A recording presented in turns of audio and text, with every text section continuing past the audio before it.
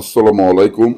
হিন্দু ভাইদের জন্য নমস্কার, অন্যান্য ধর্মের জাতি ভাইদের জন্য আদাব। আমি তান্ত্রিক গুরু।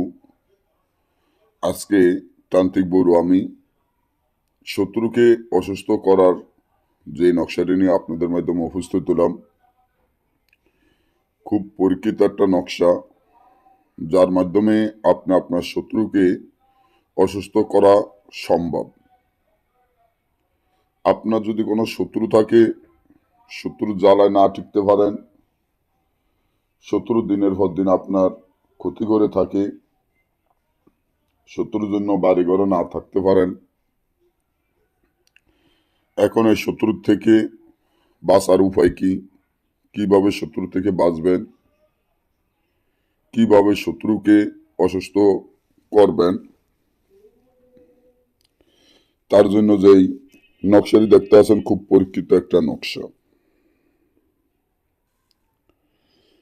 যেমন আপনার শত্রু দিনের পর দিন আপনার ক্ষতি করে যাচ্ছে, দিনের পর দিন আপনার ব্যবসা বাণিজ্য নষ্ট করতে আছে, কামারুজি বন্ধ করতে আছে, শত্রু জ্বালায় আর টিকতে পারতেছেন না, মনে মনে চিন্তা করতে আছেন যে শত্রুকে কি করবেন, কি করলে শত্রুকে অসুস্থ করতে পারবেন। শত্রুকে অসুস্থ করার জন্য বা শত্রুকে ধ্বংস করার জন্য এই নকশাটি একটা কাফনের কাপড়ে সুন্দর করে লিখবেন।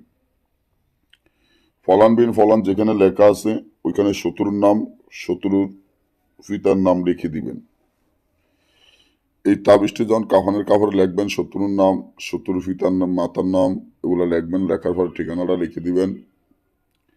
দেওয়ার পরে তাবিজটি ভালো করে একটা মাদুলির মধ্যে ঢুকাইয়া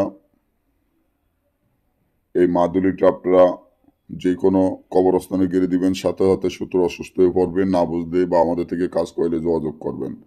সবাই ভালো থাকবেন।